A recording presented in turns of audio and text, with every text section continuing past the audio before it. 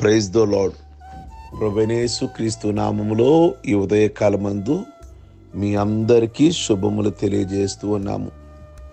ఒకరోజు ప్రభువైన యేసుక్రీస్తు ఆయన కొండ మీద ప్రసంగం చేస్తూ ఆ మాటలు మత్తయి సువార్త 5వ అధ్యాయము 20వ వచనంలో ఉంటాయి. ఏమని మాట్లాడారు ప్రభు అంటే, తన యొద్దకు వచ్చిన ప్రజలతో శాస్త్రుల నీతి కంటేను పరిసయ్యుల నీతి కంటేను మీ నీతి అధికము కాని ఎడల మీరు పరలోక రాజ్యములో ప్రవేశించలేరు అని. శాస్త్రులు పరిసయ్యులు భక్తి తక్కువ, హడావిడి ఎక్కువ, ఆచారాలు ఎక్కువ. అంటే ధర్మశాస్త్రములో లేని విషయాలు కూడా వాళ్ళు కొన్నిసార్లు పాటిస్తూ ఉండేవాళ్ళు. ధర్మశాస్త్రములో అంటే పరిశుద్ధ గ్రంథంలో ఉన్న విషయాలేమో విడిచిపెట్టేసేవాళ్ళు, లేని విషయాలని హైలైట్ చేస్తూ ఉండేవాళ్ళు. ఈరోజు చాలామంది క్రైస్తవులు బైబిల్లో ఉన్న విషయాలను ప్రక్కన పెట్టేసి ఎవరో చెప్పినవి, అనగా కల్పనా కథలు చెప్పినవి, దేవుని మాటల కంటే కూడా మనుషుల మాటలకి అధిక ప్రాధాన్యత ఇస్తూ ఉన్నారు. వాళ్ళు ఎలా ఉండేవాళ్ళు ఆనాడు పరిసయ్యులు సద్దుకాయలు అంటే, వాళ్ళు కడుగుకోవటం, మీద నీళ్లు జల్లుకోవటం లాంటివి చేస్తూ మేము నీతిమంతులమి, మేమెంతో పరిశుద్ధులము అన్నట్లుగా వాళ్ళు భావించేవాళ్ళు. కానీ లోపల సరుకు ఏముండేది కాదు, భక్తి సరుకు. పైకి హడావిడి చేస్తూ ఉండేవాళ్ళు. అయితే ప్రభు అన్నారు, పరిశుద్ధ గ్రంథములో కొన్ని ఆజ్ఞలు ఉన్నాయి, వాటిని మాత్రం మీరు పాటించట్లేదు. ఏమిటి ఆ యొక్క ఆజ్ఞలు అంటే, తల్లిదండ్రులను గౌరవించాలి, అవి మాత్రం మీరు పాటించట్లేదు. కనుక మీకు ఎంతసేపు అగ్రపీఠాలు కోరుకుంటారు, విధవరాళ్ళని అసలు మీరు పట్టించుకోరు.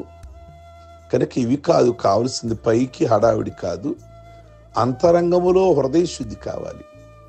బట్టలు తడుపుకోవటం, కాళ్ళు కడుక్కోవటం, చేతులు కడుక్కోవటం కాదంటలా, మంచే శుద్ధి కోసం. కానీ అవి ఉండి హృదయం బాగోకపోతే నీ పై ఆచారాలు నేను దేవుని రాజ్యానికి తీసుకొని వెళ్ళలేవు కదా. ప్రియ దేవుని బిడ్డలారా, కనుక బాహ్య శుద్ధి తో పాటు హృదయ శుద్ధి కూడా చాలా అవసరమై ఉన్నది. కనుక ప్రభు అంటారు, మీరు చేయాల్సినవి విడిచిపెట్టి అంతగా లేని వాటికి మీరు చాలా ప్రాధాన్యత ఇస్తున్నారే. ఆనాడు పౌలుగా మారక ముందు సౌలు మనకు కనబడతాడు కదా అపోస్తలుల కార్యంలో. అతను చేసేదంతా చాలా బైబిల్కు వ్యతిరేకంగా జీవించేవాడు. కానీ నేను సరిగ్గానే ఉన్నాను కదా అనుకుంటూ ఉండేవాడు.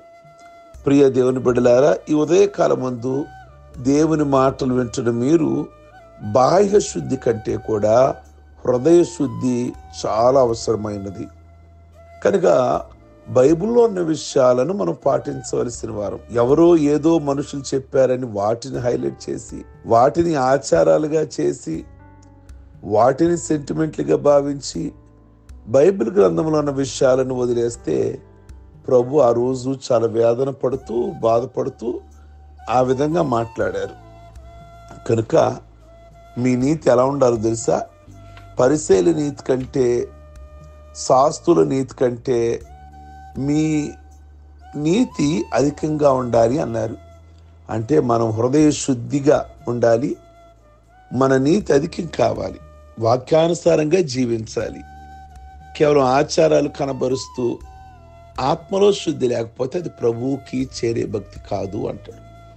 కనుక అధికంగా నీతిగా ఉండడానికి మనం ప్రయత్నం చేద్దాం, ప్రార్థన చేద్దాం. ప్రభు మీకు తప్పకుండా కూడా సహాయం చేస్తారు. ప్రార్థించుకుందాం. సర్వశక్తి కలిగిన తండ్రి, ఈ రోజున బాహ్య శుద్ధి అవసరమే, కానీ బాహ్య శుద్ధిని జాగ్రత్తగా చూస్తున్నారు, కానీ అంతరంగ శుద్ధి, హృదయంలో శుద్ధి కావాలి. ప్రాధాన్యత ఇవ్వలేని వాటికేమో ప్రాధాన్యత ఇస్తున్నారు, ప్రాధాన్యత కలిగి ఉండవలసిన వాక్యానికి ప్రేమకు దూరం అయిపోతున్నారు, కఠినంగా వ్యవహరిస్తున్నారు. వాటన్నిటిని ప్రక్కన పెట్టి, దేవుని ప్రేమను ప్రక్కన పెట్టి, తల్లిదండ్రులను చూడడం అనేది ప్రక్కన పెట్టి, దశంభాగాలు ఇచ్చిన లేక ఉపవాసాలున్నా ఈ ఆచారాలు అనేవి నేను పరలోక రాజ్యానికి తీసుకెళ్ళవు అని ఈరోజు మీరు మాతో మాట్లాడారు. సౌలు అనబడిన పౌలు కూడా ఒకప్పుడు అతని ఆత్మీయతలో లేకపోయినా నేను ఉపవాసాలున్నాను, క్రమం తప్పకుండా మందిరానికి వెళ్తున్నాను అన్నట్లుగా భావించాడు. ఒక రోజున మీరు మాట్లాడారు తనతో. ఆ విధంగా ప్రభువా, మా జీవితాలలో ఈ ఉదయకాలమందు అధికంగా నీతి మాలో దయచేయమని ప్రార్థిస్తున్నాం. లోకస్తుల నీతి కంటే మా నీతి అధికమవడానికి సహాయము చేయండి. మీ కొరకు జీవించే కృపను ప్రతి ఒక్కరికి కూడా ప్రసాదించండి, వాక్యానుసారంగా జీవించడానికి. అలాగే ఈ ఉదయకాలమందు పెళ్లి రోజులు, పుట్టినరోజులు, రక్షణ పొందిన దినము, ఇంకా వారి వారి కుటుంబాల్లో ఏ విధమైన అయ్యా మేలులు బట్టి మిమ్మల్ని స్తుతిస్తున్నారో వారందరినీ దీవించి ఆస్వాదించి మీ నామమునికే మహిమ తెచ్చుకోమని యేసు పరిశుద్ధ నామములు అడిగి వేడుకుంటున్నాం తండ్రి. ఆమేన్. గాడ్ బ్లెస్ యు మీ అందరికీ.